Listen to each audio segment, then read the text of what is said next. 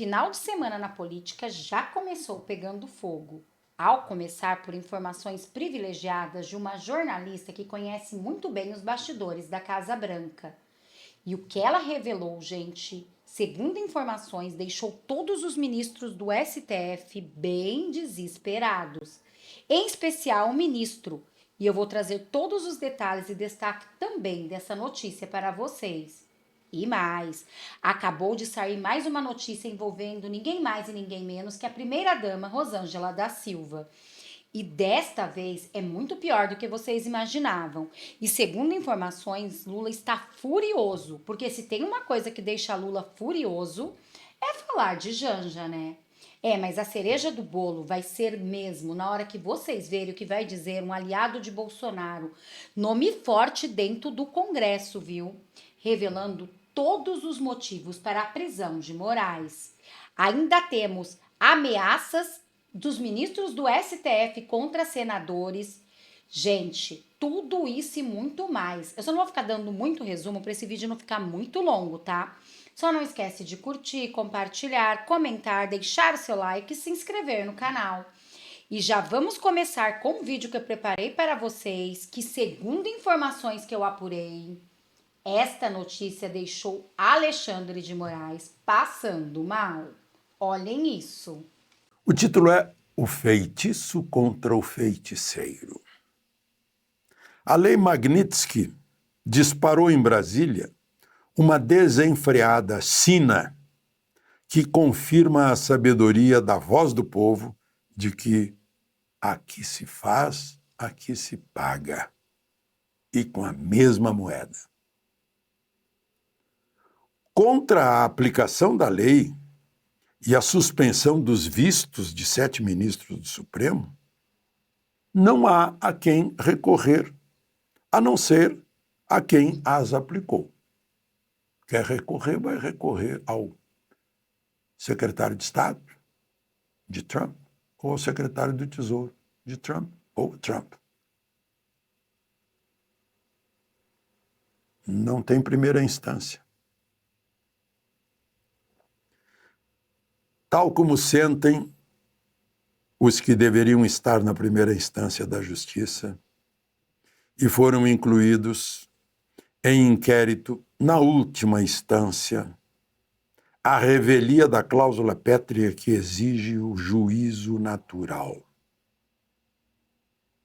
E quando a Magnitsky se mostra apta a se estender à família do sancionado, não há como não lembrar a ameaça ao tenente-coronel Mauro Cid de que, se não falar, o inquérito atingiria seu pai, sua mulher, sua filha maior.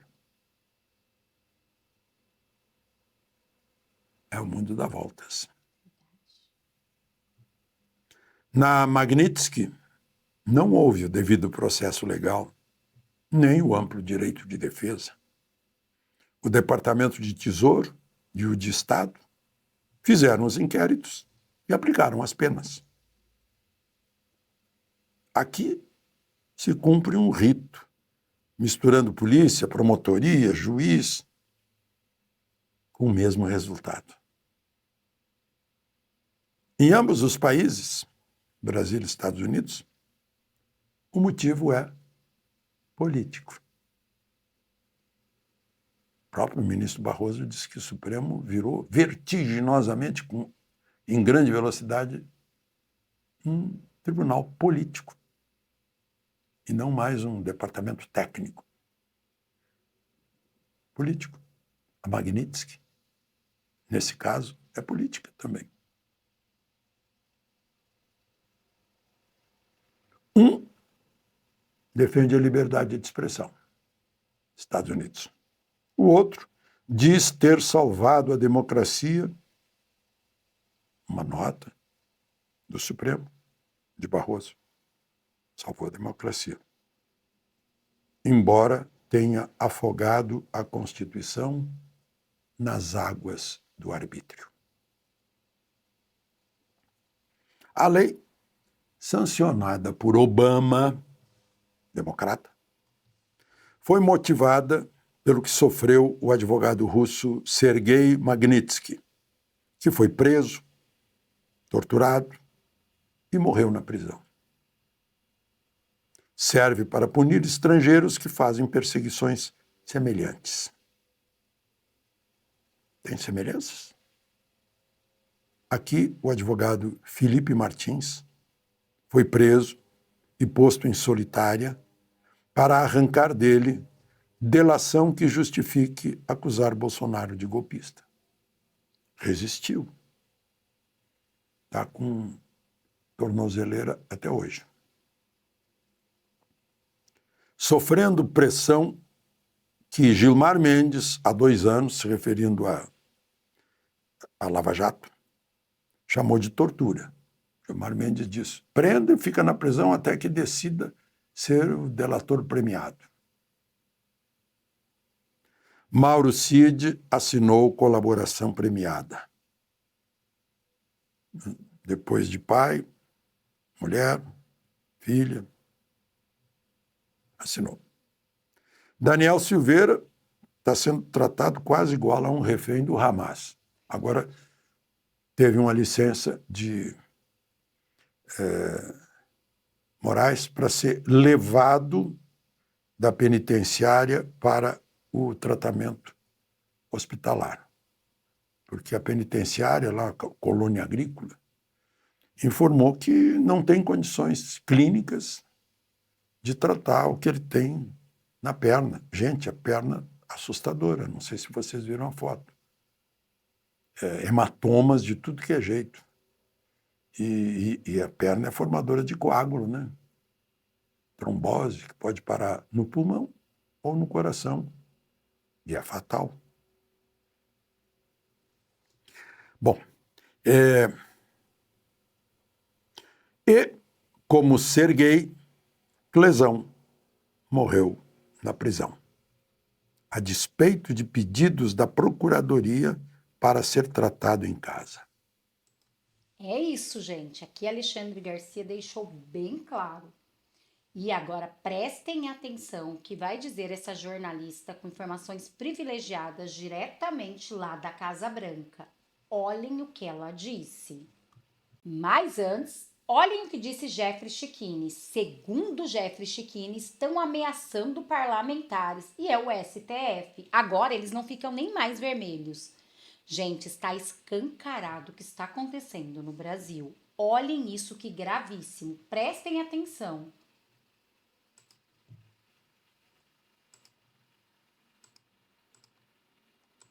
Ameaça do amor pelo jeito pode, né? Segundo Basília Rodrigues, o STF está ameaçando senadores que estão favoráveis ao impeachment do Alexandre de Moraes, de que seus inquéritos e seus processos que estão no STF voltarão a andar. Inquéritos e processos que estavam parados, as famosas amordaça, aqueles senadores que estavam na coleira, com inquéritos e processos lá descansando no STF, esses agora que se manifestaram favoravelmente ao impeachment do Alexandre de Moraes, os inquéritos e seus processos voltarão a andar. O STF, segundo Basília, está ameaçando os senadores com grave ameaça de puni-los criminalmente para que não deem andamento ao impeachment do Alexandre de Moraes. Olha isso daqui. Ministros do STF afirmam que vão levantar o mercúrio. Olha isso aqui.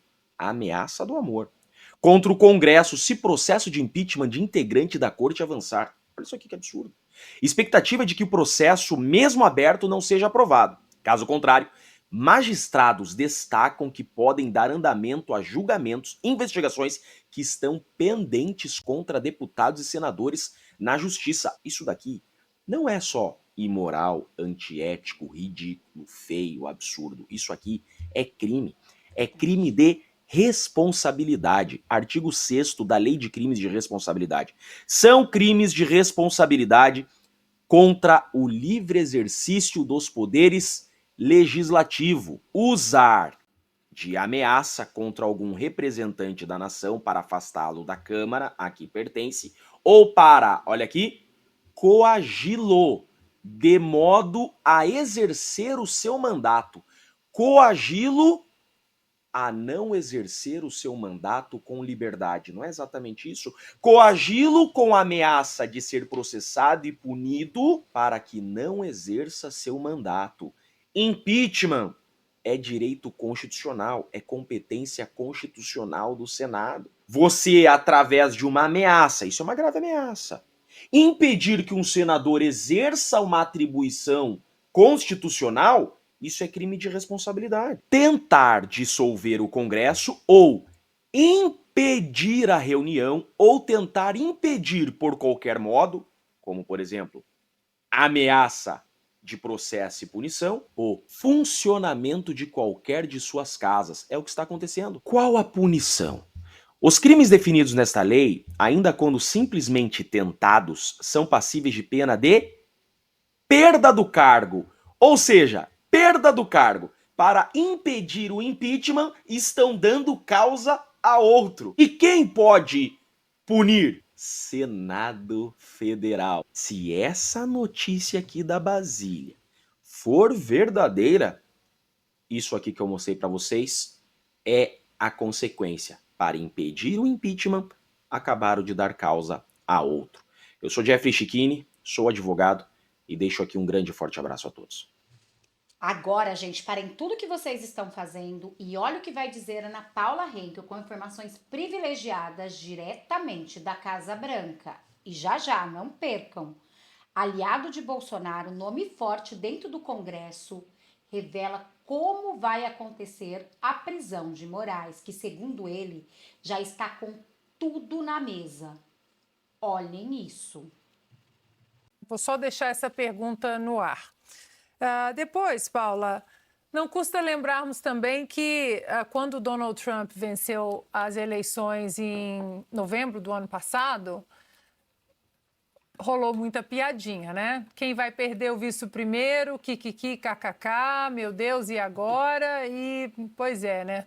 Todos perderam os vistos, exceto Nunes Marques, André Mendonça e o Fux. Vamos ver até onde, né, essas piadinhas vão.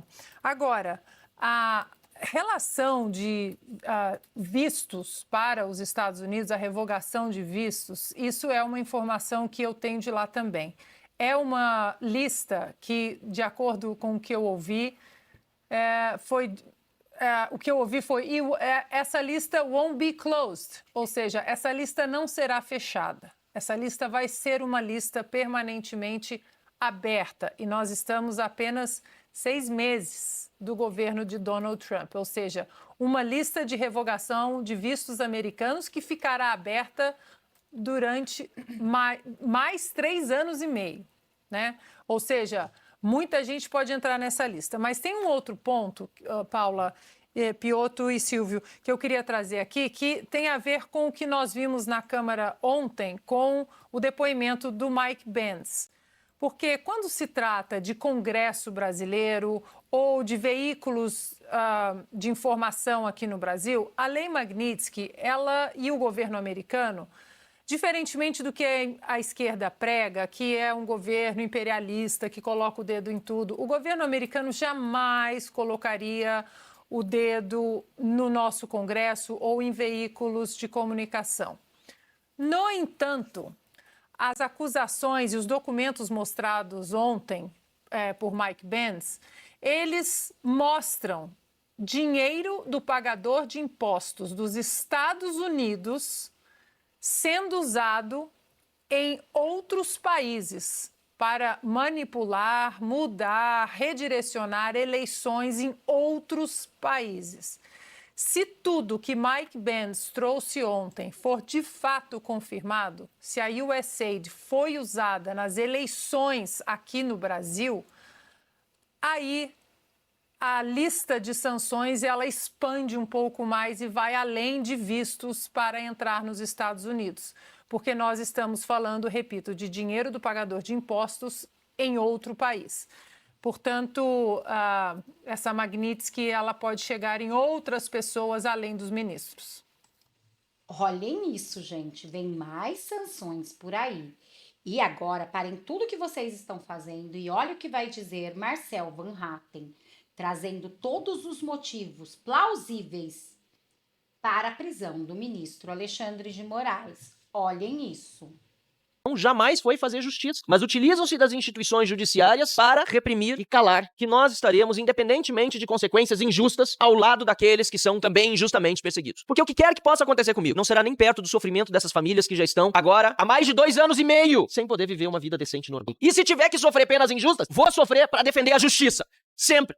Porque se eles achavam que nós nos calaríamos, esse aqui é um exemplo de que nós não vamos ceder à censura. Esse pesadelo, cujas provas são abundantes e cada vez mais grotescas, precisa acabar. O que o Eli Vieira Júnior e o Davi Agape apresentaram, junto com o Michael Schellenberger, no dia de hoje, e que reflete a matéria jornalística publicada na última segunda-feira, é muito mais do que suficiente, não para impeachment de ministros do Supremo Tribunal Federal, mas para colocá-los na cadeia, aqueles que estão fazendo esse tipo de abuso. Porque a lei de abuso de autoridade é muito clara, e a anulação dos processos num Estado de Direito deveria ser simplesmente algo defendido por qualquer pessoa sensata. E, aliás, é defendido por todas as pessoas sensatas. O que talvez nós estejamos vendo hoje no Brasil é um nível de insensatez absurdo. Porque eu não acredito que uma pessoa sensata possa ver uma matéria dessas, com todas essas provas, e dizer que isso é normal. Manter uma pessoa presa, não apenas em virtude de um post, mas esperando vir uma prova que possa mantê-la presa, que é um post na rede social, que no fundo não é prova. É algo completamente político, ditatorial. As pessoas no Brasil, uma parcela delas, perderam a noção da realidade simplesmente pelo ódio ao seu oponente. Aqui nós estamos vendo que a intenção de quem está fazendo essa perseguição jamais foi fazer justiça, mas utilizam-se das instituições judiciárias para reprimir e calar quem tem determinadas opiniões que não são aceitas pelo establishment brasileiro ou por aqueles que são hoje detentores do poder. E é por isso, senhor presidente, que eu quero aqui saudar toda a oposição desta Câmara dos Deputados, que está fazendo um trabalho de representação das pessoas, colocando acima de qualquer interesse pessoal a defesa da justiça no Brasil. E foi isso que nós vimos ao longo dos últimos dias. Quando nós ocupamos a mesa diretora de forma pacífica, quando fizemos as nossas reivindicações, quando fomos apoiados pela população brasileira, para fazer aquilo que é do nosso direito, ver os projetos que queremos que sejam pautados, de fato terem os seus andamentos. Porque não é isso que nós estamos vendo aqui na Câmara dos Deputados, e todos os dias nós recebemos dos nossos eleitores o pedido para que a sua opinião seja respeitada, e aqui na Câmara dos Deputados nós tenhamos a anistia aprovada. O fim do foro privilegiado. E agora à tarde eu recebi informação pela imprensa, ainda não confirmada oficialmente, de que o PT estaria solicitando à mesa diretora a suspensão do meu mandato e de outros parlamentares que participaram ontem dessa movimentação. Nós dissemos desde o primeiro momento que no nosso interesse nunca esteve envolvido qualquer tipo de vantagem pecuniária, financeira, apego ao cargo. E iríamos respeitosamente até o final e atingimos um acordo que foi muito bom, ampliando o leque de partidos favoráveis à anistia ao fim do foro privilegiado, senador Magno Malta, para 5 partidos hoje na Câmara que tem na sua composição quase metade dos membros, e agora, com o apoio desses partidos, nós temos muito mais condições de ver pautado o fim do foro privilegiado e a anistia para os perseguidos do 8 de janeiro. Então, o que estão tentando fazer conosco, a oposição, o PT em particular, é colocar em prática a hipocrisia de sempre. Porque eles fizeram manifestações nas mesas diretoras, tanto da Câmara como do Senado da República, sem nenhum tipo depois de perseguição. Então, senhor presidente, estou aqui para dizer com toda a franqueza que nós estaremos, independentemente de consequências injustas, ao lado daqueles que são também injustamente perseguidos. Porque o que quer que possa acontecer comigo não será nem perto do sofrimento dessas famílias que já estão, agora, há mais de 2 anos e meio, sem poder viver uma vida decente e normal. E não falo só dos presos, falo de quem tem tornozeleira eletrônica, de quem tem a rede social suspensa, de quem está fora do país, de quem está com as suas contas bancárias bloqueadas, quem tem familiares sofrendo consequências por coisas que não fizeram, e também a família daqueles que já se foram, e obviamente está aqui a Jane, a família do Clesão representa isso, pelo sofrimento que o Estado brasileiro fez essa família passar, pela perda de um pai de família na Papuda. As filhas estão aqui também, conheço ambos, eu tenho a satisfação hoje de poder privar também da amizade dessa querida família. Que eu não conhecia, aliás, e defendi sem conhecer, porque aqui é uma questão de justiça. Fui no velório do Clesão sem nunca ter conhecido os familiares, mas fui lá porque o dever de justiça me fazia ir. Então, senador Magno Malta, eu não temo consequências injustas, quaisquer que sejam, contra mim. E se tiver que sofrer penas injustas, vou sofrer para defender a justiça. Sempre. Assim como disse o deputado Polon, é o propósito que nos move. É a vontade divina de ver justiça sendo feita que nos move. E é a busca da verdade que nos move. E aqui, para não me delongar, eu quero fazer uma homenagem àqueles que buscam verdadeiramente a verdade. O Davi Agape e o Eli Vieira ofereceram para vários meios de comunicação aqui do Brasil o material que eles corajosamente publicaram na segunda-feira. Publicaram com a ajuda do Michael Schellenberger, que está nos Estados Unidos, já veio para o Brasil, algumas vezes, inclusive, depois de ter sido também alvo de investigação da Advocacia Geral da União. Corajosamente, Michael Schellenberger voltou ao Brasil depois e diz que volta se precisar de novo, porque ele também não tem medo de sofrer consequências injustas para defender a justiça e a verdade. E ele está lá nos Estados Unidos hoje e foi merecedor da mais alta honraria desta Câmara, a medalha do mérito legislativo proposta por nós do Partido Novo e entregue a ele em Londres em junho deste ano. Agora eu quero fazer uma menção especial a esses dois jornalistas, Davi Agape e Eli Vieira Júnior, porque eles não estão no exterior. Eles estão no Brasil. E decidiram, de livre e espontânea vontade, em defesa da justiça e da verdade, correr quaisquer riscos que fossem necessários, publicando esta matéria, porque a eles interessa justamente a justiça e a verdade. Parabéns, Eli Vieira Júnior e Davi Agape. A derrota deles está cada vez mais próxima. Porque se eles achavam que nós nos calaríamos, esse aqui é um exemplo de que nós não vamos ceder à censura, ao arbítrio, ao autoritarismo. Nós vamos continuar falando, nós vamos continuar nos manifestando, e a cada palavra que nós pronunciamos, mais perto nós estamos da vitória, e mais perto eles estão das suas derrotas. Muito obrigado. E é sobre isso, gente. Mais perto eles estão da derrota. E falando em derrota, olhem o que vai dizer Eduardo Bolsonaro. Prestem atenção. É gravíssimo. Hoje eu vou te mostrar um fato que o Alexandre de Moraes não quer que você veja. Essa semana o jornalista Michael Schellenberg trouxe novas revelações sobre a Vaza Toga. E o que foi publicado é simplesmente estarrecedor. Essas provas mostram sim que o 8 de janeiro foi uma farsa, exatamente como eu venho dizendo há um bom tempo.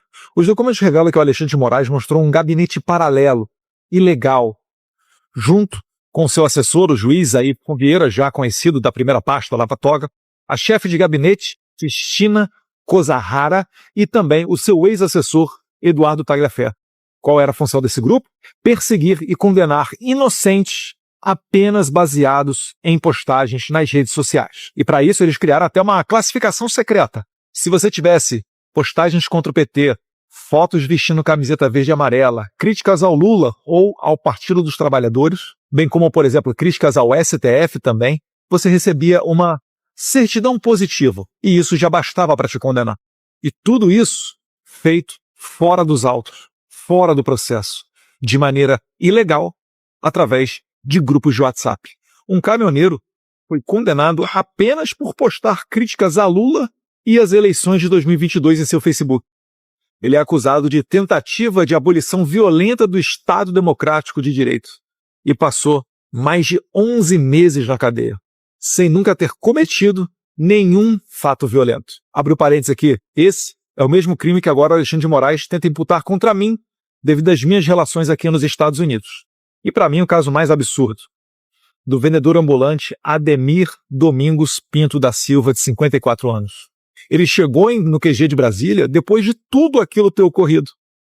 E chegou apenas para vender bandeiras e camisetas. Mesmo assim ele foi preso, sabe por quê? Por conta de tweets de 2018 criticando Lula da Silva. Nada sobre 8 de janeiro, nada sobre eleições. Ainda segundo a reportagem, erros eram muito comuns. Num desses casos, uma senhora de nome Beth foi erroneamente identificada como um daqueles casos positivos. Minutos depois, a equipe percebeu o erro e mudou a classificação dela para como caso negativo.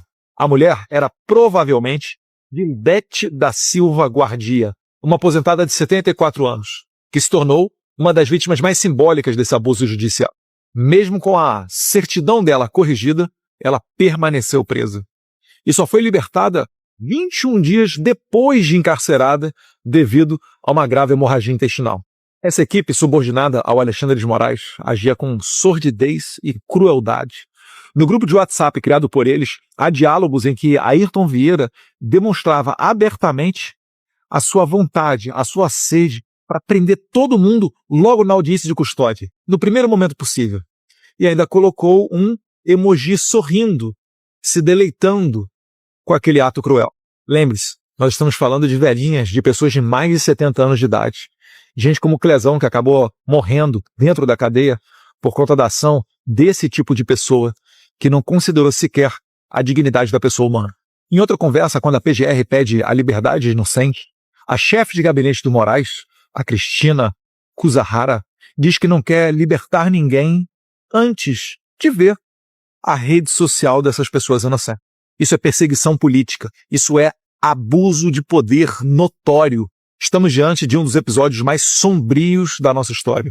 Alexandre de Moraes se tornou um violador de direitos humanos conhecido internacionalmente. E as provas agora estão escancaradas. Eu não vou parar. Eu estou aqui nos Estados Unidos para buscar por justiça e vou até as últimas consequências. Não podemos permitir que os inocentes continuem pagando por essa farsa. Deus abençoe o Brasil. Deus abençoe a América. Nós venceremos. Nós venceremos, eu creio nisso. E vocês? E agora olhem essa notícia, vocês não vão acreditar, que envolve Janja da Silva.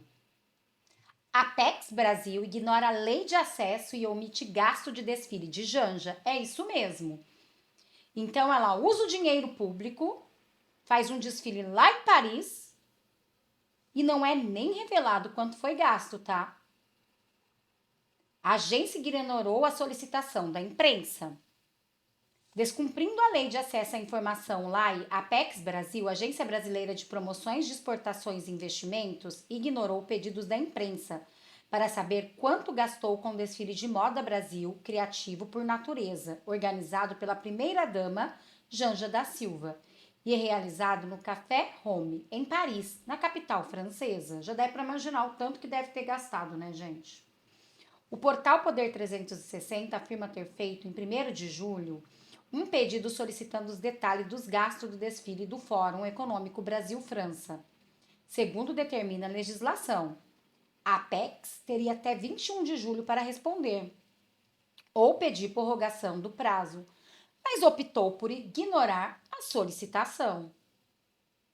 Além do valor total gasto com 2 eventos, o portal pediu acesso à lista de convidados nacionais e internacionais, bancados com verba pública, os custos de transporte, hospedagem e alimentações deles, além das cópias de contratos, notas fiscais e comprovantes de pagamento dos eventos.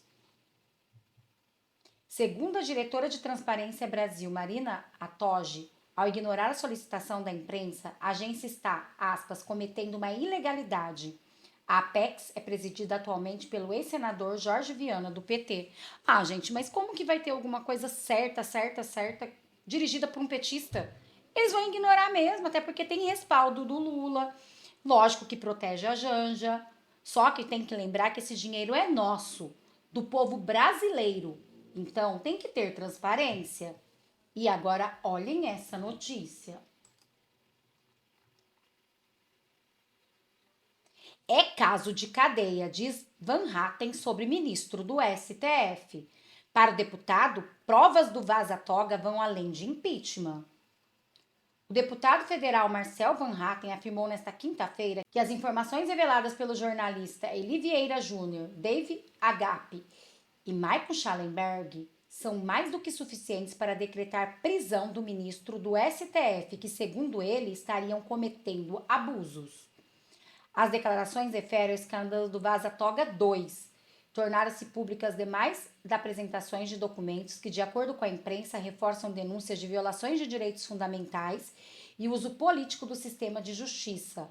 Aspas, a lei do abuso de autoridade é muito clara. A anulação de processos no Estado de Direito deveria ter a defesa de qualquer pessoa sensata. Aliás, tem a defesa de todas as pessoas sensatas. Fecham aspas, disse Van Hatten. O parlamentar afirmou que o Brasil vive um nível de insensatez absurdo. Do mesmo modo, ele criticou decisões judiciais que mantêm pessoas presas preventivamente apenas por publicações em redes sociais. Para ele, tais condutas têm caráter completamente político e ditatorial. Fecham aspas. E vocês concordam com ele? Lógico, né, gente? O que o Eli Vieira Júnior e o Davi Agape apresentaram, junto com o Michael Schellenberger, no dia de hoje, e que reflete a matéria jornalística publicada na última segunda-feira, é muito mais do que suficiente,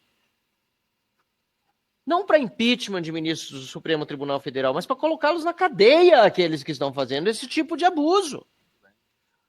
Porque a lei de abuso de autoridade é muito clara. E a anulação dos processos num Estado de Direito deveria ser simplesmente algo defendido por qualquer pessoa sensata. E, aliás, é defendido por todas as pessoas sensatas. O que talvez nós estejamos vendo hoje no Brasil é um nível de insensatez absurdo. Porque eu não acredito que uma pessoa sensata possa ver uma matéria dessas, Eli, com todas essas provas, e dizer que isso é normal. Verdade. Manter uma pessoa presa, não apenas em virtude de um post, mas esperando vir uma prova que possa mantê-la presa, que é um post na rede social, que no fundo não é prova. É algo completamente político. Bom, gente, eu vou ficando por aqui para esse vídeo não ficar muito longo, tá? Só não esquece de curtir, compartilhar, comentar, deixar o seu like e se inscrever no canal. Deixe aqui o seu comentário se vocês concordam com Marcel Van Hatten. Também quero desejar um dia abençoado a cada um de vocês e que vocês deixem o seu nome, de qual cidade vocês estão falando, para a gente poder se conhecer um pouco melhor. Para quem não me conhece, eu me chamo Renata Dib e moro no interior de São Paulo, Taubaté. Muito obrigada a todos, só não esquece de compartilhar e deixar que somos todos bolsonaros, demonstrar a nossa força e a nossa colaboração ao nosso capitão. Até nosso próximo vídeo!